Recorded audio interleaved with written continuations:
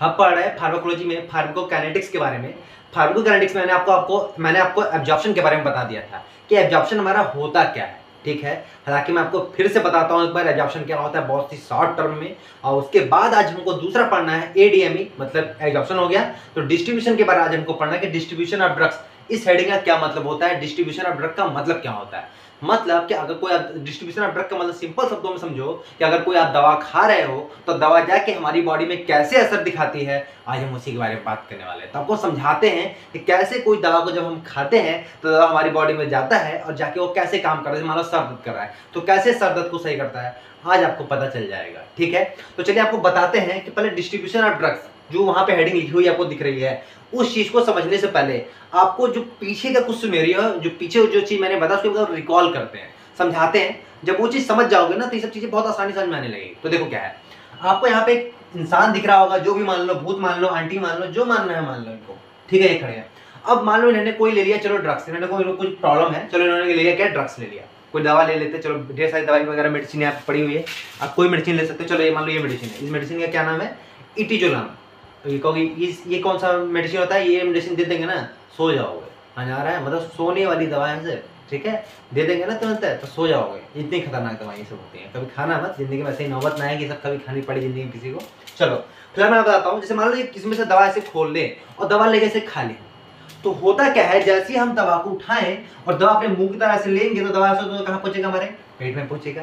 कहाँ पहुंचेगा भैया, हमारे पेट में पहुंचेगा। और यहाँ जाके छोटे टुकड़ों में क्या होगा, टूट जाएगा। और कुछ पार्ट जो हमारे छोटे टुकड़ों में टूटेगा, फिर ये जो हमारे इसके अंदर फ्लूइड भरा हुआ है इसे में जाके मिल जाएगा ये। अब उसके बाद कुछ पार्ट हमारा कहाँ चला जाता है, इंटेस्टाइन में चला जाता है, ठीक है। समझ में आया, ड्रग्स कहाँ पहुंचा, दवा जो मेडिसिन वो कहाँ पहुंच गई, हमारे स्टमक और कुछ पार्ट ऑफ द इंटेस्टाइन में। अब कुछ मतलब ड्रग्स कहाँ पहुंचा है, यहाँ। अब इसके बाद ड्रग्स कहाँ पहुंचता है, ब्लड में। कहाँ पहुंचता है भैया, इसके बाद ड्रग्स कहाँ पहुंचता है, ब्लड में। तो किसी भी ड्रग्स का यहाँ से ब्लड में पहुंच जाना क्या कहलाता है, हमारा एब्जॉर्प्शन कहलाता है। एब्जॉर्प्शन का मतलब कि जो ड्रग्स हमने खाया है वो ड्रग्स कहाँ चला गया, कहाँ जाके मिल गया, हमारे ब्लड में मिल गया। इस प्रोसेस को, इस फिनोमिनन को हम नाम से जानते हैं, किस नाम से, एब्जॉर्प्शन। मतलब ड्रग्स हमारा यहाँ से कहाँ पहुंच गया, ब्लड में पहुंच गया, ठीक है। तो ये होता है हमारा पहला प्रोसेस जिसका नाम है एब्जॉर्प्शन। एब्जॉर्प्शन का मतलब कि ड्रग्स कहाँ पहुंच गया, ब्लड में मिलना। मतलब ड्रग्स का ब्लड में मिलना, ड्रग्स जाके ब्लड में मिल गया, इसका मतलब उसे क्या बोलते हैं, हम एब्जॉर्प्शन जानते हैं। इसको हम एब्जॉर्प्शन के नाम जानते हैं। अब एब्जॉर्प्शन के बाद ही स्टार्ट होता है हमारा डिस्ट्रीब्यूशन। अब डिस्ट्रीब्यूशन क्या होता है, अब आपको हम समझाते हैं। तो देखो डिस्ट्रीब्यूशन क्या होता है। अब हमारा जो ड्रग्स है यहाँ से भी यहाँ तक तो पहुंच गया, मतलब ब्लड, हमारा ड्रग्स कहाँ पहुंचा, हमारा ब्लड में पहुंचा है, ठीक है। हमारा कहाँ पहुंचा है, ड्रग्स ब्लड में पहुंचा, तो हमारा जो ड्रग्स कहाँ था वो ब्लड में पहुंच गया है। अब किसी भी ड्रग्स का रिसेप्टर तक पहुंचने और बाइंड होने की जो क्रिया है उसको बोलते हैं हम डिस्ट्रीब्यूशन।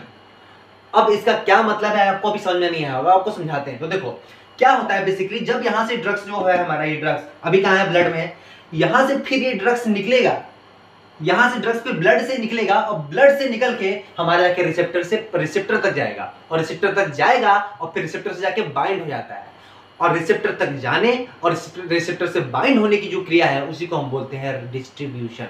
यहाँ पे ड्रग्स का डिस्ट्रीब्यूशन हुआ है, मतलब कि ब्लड में से ड्रग का निकलना और निकल के रिसेप्टर तक पहुंचना, और रिसेप्टर तक पहुंचकर रिसेप्टर से बाइंड होना, मतलब मिल जाना। इस जो क्रिया हो रही, जो प्रोसेस हो रहा है, जो फिनोमिनन हो रहा है, इसी को हम बोलते हैं डिस्ट्रीब्यूशन ऑफ ड्रग्स, है ना। तो डिस्ट्रीब्यूशन ऑफ ड्रग का अगर मतलब कोई पूछे तो आपको तुरंत समझ में आना चाहिए डिस्ट्रीब्यूशन ऑफ ड्रग का मतलब क्या, कि जो ड्रग्स है वो हमारा रिसेप्टर तक पहुंच गया है और रिसेप्टर से बाइंड हो गया है ना।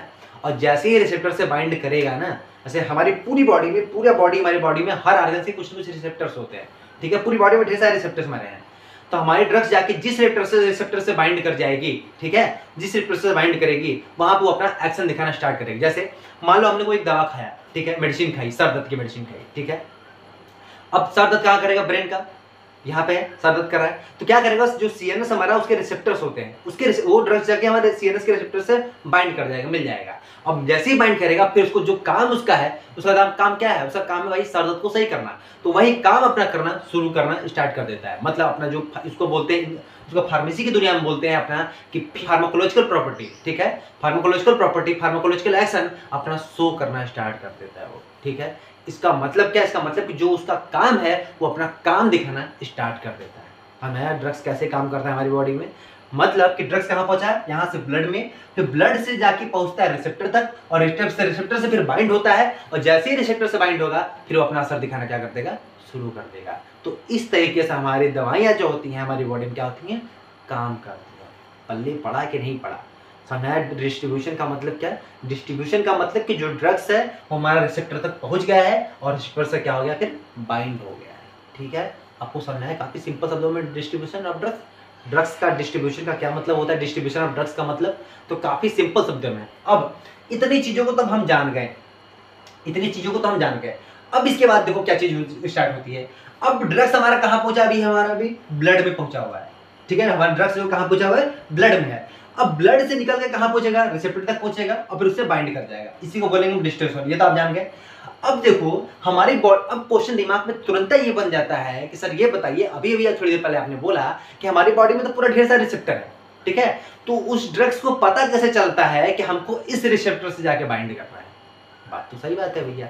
तो देखो इसके पीछे का सीक्रेट क्या है, कैसे ड्रग्स पहचानता है कि हमको जाके उसी रिसेप्टर से बाइंड करना है। तो देखो इसका सिंपल सा कॉन्सेप्ट आपको मैं समझाता हूं। जैसे आपके पास एक ताला है, तो ताले में क्या कोई भी चाबी फिट हो जाती है? आप खुद सोचो, कोई एक ताला है, ताले में कोई भी चाबी डाल दो फिट हो जाएगा? नहीं, ताले में वही चाबी फिट होगी, ताले में वही चाबी फिट होगी जो उसके नाप की होगी। वही चीज, वही ताला, वही चाबी तो उस ताले को खोल पाएगा। बस सेम कॉन्सेप्ट इसके साथ भी होता है। ठीक है, मतलब यहाँ पे जो ड्रग्स होता है वो एक तरह से ताली, जो चाबी होती है उसकी तरह काम करती है, और जो रिसेप्टर होते हैं वो हमारे ताला की तरह काम करते हैं। जैसे आपको समझाने से, मान लो एक रिसेप्टर, जैसे मान लो ये ड्रग्स है। ठीक है, अब बताओ ये ड्रग्स, रिसेप्टर तो अलग अलग होंगे, मान लो एक रिसेप्टर ये है, एक रिसेप्टर ये है। अब तुम खुद दिमाग से बताओ कि ये वाला किस में फिट हो सकता है, इस वाले रिसेप्टर से फिट होगा, किस में फिट होगा? तो ये वाला तो भैया इसमें फिट हो सकता है रिसेप्टर से, इसमें तो फिट होगा नहीं। तो बस इसी तरीके से ड्रग्स, मतलब ड्रग्स जिस नाप में, जिस रिसेप्टर के नाप में जाकर बैठ जाता है, उसी से क्या बोलते हैं, उसको बाइंड कर लेता है। और जैसे ही बाइंड करेगा, अपना जो एक्शन है उसको करना स्टार्ट कर देता है, दिखाना स्टार्ट कर देता है।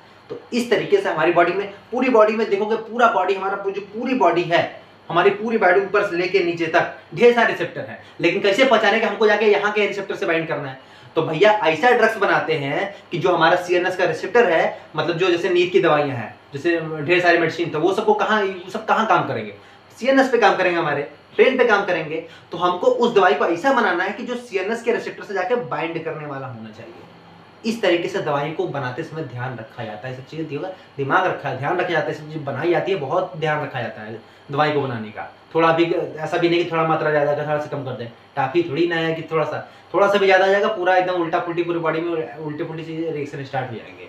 तो बहुत ध्यान से, बहुत इंपॉर्टेंट चीज है ड्रग्स को बनाना, इतना आसान नहीं होता। ठीक है, इतना चीज समझ में आ गया आपको।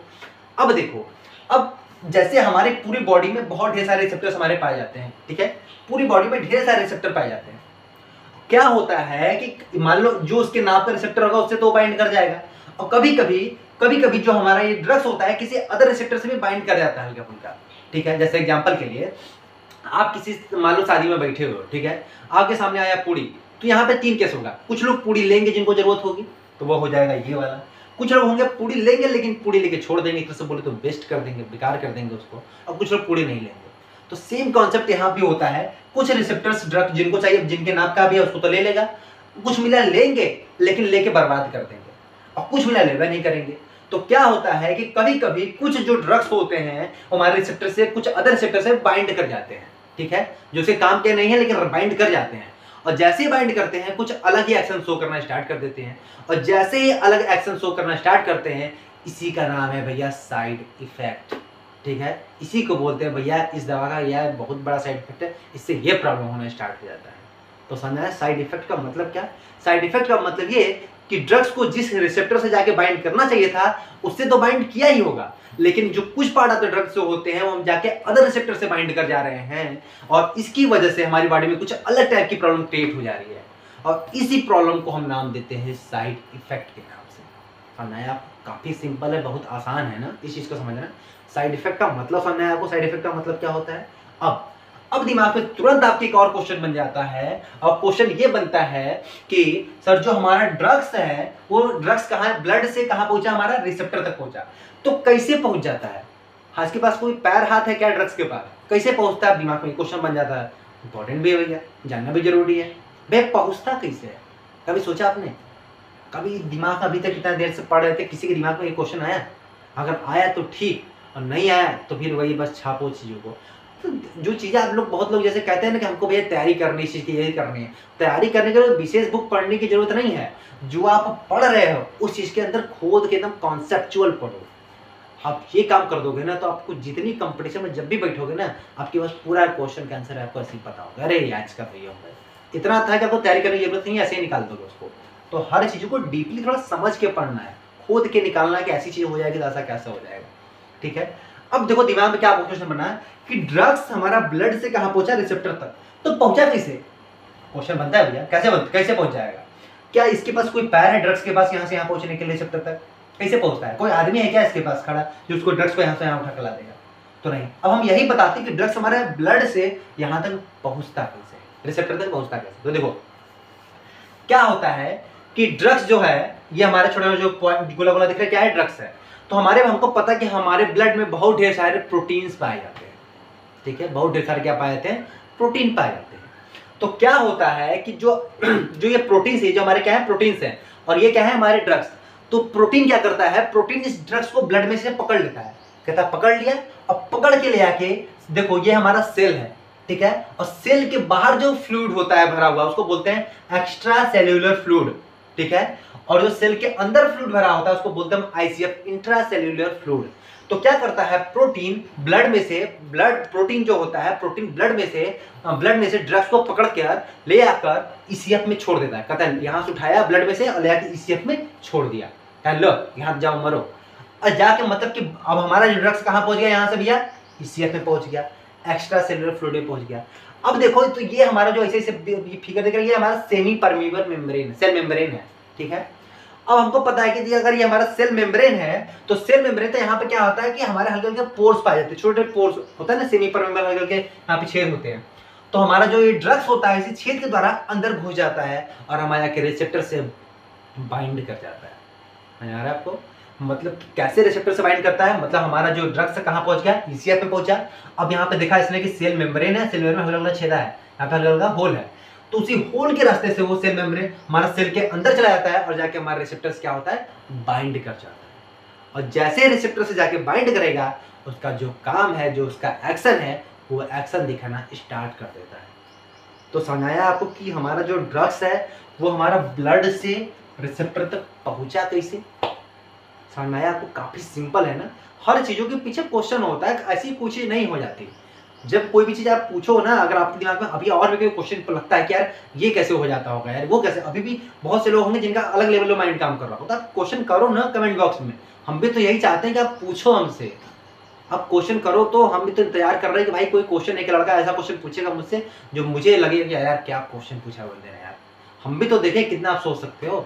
यही चीज का तो हम इंतजार करते हैं, क्या है, क्या पूछ सकते हो, पूछो, देखते हैं हम भी कितना चीज पूछ। तो सारा गेम माइंडसेट का है, आप चीज को समझो कि हर चीजें होती कैसे कैसे। अब कुछ लोग होंगे इसको बोरिंग की तरह पढ़ लेते हैं, अरे यार ये चीज ऐसा समझिए। इसका मतलब ये नहीं, कोई पूछे आपसे, कोई आया है, आप पेशेंट देख रहे हो, डॉक्टर हो, आपसे पूछे कि डॉक्टर साहब दवाई काम कैसे करते हैं सर, तो सिंपल बताओ, जो आप दवाई खा रहे, शॉर्ट टर्म में दवाई, जो आप दवाई खा रहे हो, दवाई खाओगे तुम्हारे पहुंचेगा पेट में, फिर वहां से वो थोड़ा सा हमारा छोटे टुकड़ों में टूटेगा, फिर हमारा पहुंचेगा ब्लड में, इसको बोलते हैं एब्जॉर्प्शन। फिर ब्लड के द्वारा हमारे ये अलग अलग रिसेप्टर से बाइंड होते हैं, और जैसे रिसेप्टर से बाइंड होगा फिर वो अपना एक्शन दिखाना स्टार्ट करता है। आप इतना बात बोलोगे ना, क्या बस बस बस यही डॉक्टर बढ़िया, ये बहुत बढ़िया हमको समझा रहा है, इसको बहुत अच्छी जानकारी है। और ये जो इफेक्ट, जो बात करने का तरीका है, समझाने का तरीका है पेशेंट को, ये आपको एक अलग ही लेवल पे ले जाएगी, ये आपको एक अलग ही डॉक्टर बना देगी। अब जो पढ़े लिखे नहीं रहते, जो खाली एग्जाम पास करने के लिए आते हैं, जिन समय में एग्जाम पास करने के लिए, उनको इस चीज़ से क्या मतलब है, क्या पता क्या, बस उनको भैया क्या हो तो प्रैक्टिस करके बैठे हुए हैं, मेडिसिन खोले, दिया हाथ में, खाया हुआ, काम खत्म। इससे काम थोड़ी ना चलेगा।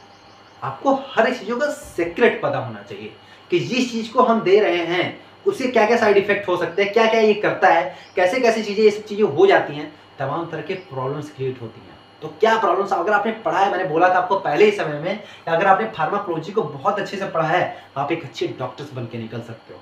और देखो ये सब चीज़ें आपको ऐसी लेवल से सिखाऊंगा ना कि ये सब चीज़ें आपको बहुत आसान लगने लगेगा, ये सब चीज़ें।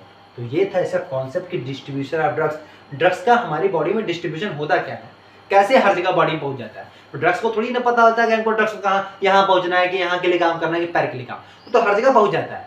लेकिन डिसाइड करता है रिसेप्टर, पकड़ेगा कौन लेगा। तो रिसेप्टर कहता है भैया कि तुम यहाँ के जो हमारे मसल्स के रिसेप्टर होंगे कहेंगे ये हमारे लायक नहीं है, तो लेंगे नहीं तो कोई दिक्कत ही नहीं, हमसे मतलब ही नहीं है। लेकिन जो सीएनएस वाले होंगे, अरे यही किसी का तो वेट कर रहा है, किसी की तो जरूरत थी हमको, और तुरंत उसको ड्रग्स को हमारे लपेट लेते हैं, लपेट लेंगे तो भैया हमको तुरंत वो अपना एक्शन दिखाना स्टार्ट कर देगा। तो इस तरीके से ड्रग्स हमारी बॉडी में काम करता है। तो इस तरीके से बहुत लोग क्वेश्चन ये कर, इससे पहले बहुत लोग ये सोचते थे कि भैया कि जैसे हम ड्रग्स खाते हैं फिर उस ड्रग्स को बॉडी में जो हमारा ये ब्लड होता है हर जगह पूरी बॉडी में फैला देता है, और हमारा जिस तरीके से बॉडी में फैला देगा जिससे जहाँ पे दर्द होगा वो सही हो जाएगा। तो ऐसे नहीं होता, आपको सारा गेम रिसेप्टर खेलता है। ये रिसेप्टर के बारे में जानकारी होना बहुत जरूरी है, ठीक है। अभी आपको रिसेप्टर के बारे में पूरा डिटेल मुझे बताना है कि रिसेप्टर क्या होता है, कितने टाइप के होते हैं, सब आपको अभी आगे है। ये तो मैंने शॉर्ट टर्म आपको बताया है बस छोटा सा, ठीक है। चलिए आपको हम इसका नोट्स देते हैं, काफ़ी सिंपल शब्दों में नोट्स है, ज़्यादा रट्टा मारने की जरूरत मत करो। काफ़ी लोग एग्जाम पास करने के लिए भी पढ़ रहे हो, तो बस उस चीज़ को उतना ही रखो कि मुझे ज़्यादा रट्टा दिमाग के प्रेशर नहीं बढ़ना चाहिए। हर चीज़ों को समझ लो, समझ गया तो याद करना तो बहुत ज़्यादा आसान हो जाता है, मैंने देखा है। चलो देते हैं आपको अब हम आपका भी नोट्स। अब नोट्स पे ले लीजिए। तो देखिए डिस्ट्रीब्यूशन ऑफ ड्रग्स का क्या लिखा हुआ है।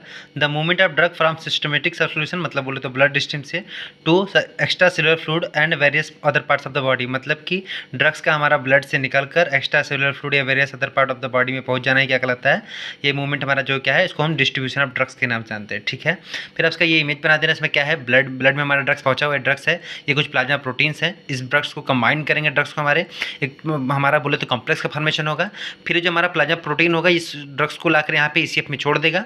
फिर हमारा जो ड्रग्स होगा हमारे जो हमारा सेल मेम्ब्रेन के थ्रू, हमारा सेल मेम्ब्रेन है, ठीक है, सेल मेम्ब्रेन के थ्रू अंदर एंटर कर जाएगा, ठीक है, और रिसेप्टर से बाइंड कर जाता है हमारा। फिर उसके आगे आप लिख दीजिएगा क्या है, क्या हमारा distribution is very important process because it gives pharmacological action. ये बहुत ज़्यादा इंपॉर्टेंट है क्योंकि हमारा फार्माकोलॉजिकल एक्शन देता है in the body. Drugs bind with receptor, drug हमारा बाइंड करता है रिसेप्टर से, सो फार्माकोलॉजिकल रिस्पॉन्स, और फार्माकोलॉजिकल रिस्पॉन्स शो करता है। फिर आप स्टेप ऑफ डिस्ट्रीब्यूशन दे देना, आपको मैंने जो कि बताया हुआ है 3 स्टेप में होता है। तो कौन कौन सा पहला है, फर्स्ट स्टेप में क्या होता है, in first step some part of the drug combined with plasma protein, कुछ पार्ट जो ड्रग का कुछ पार्ट क्या होगा कंबाइन कर जाएगा प्लाज्मा प्रोटीन से। स्टेप 2 में क्या होगा हमारा, स्टेप 2 में drug molecules, drug reaches into the ECF, हमारा ड्रग कहाँ पहुंच जाएगा, ईसीएफ में, एक्स्ट्रा सेलुलर फ्लूइड में पहुंच जाएगा। और तीसरे स्टेप में क्या होगा भैया, तो देख ले तीसरे स्टेप में क्या होगा।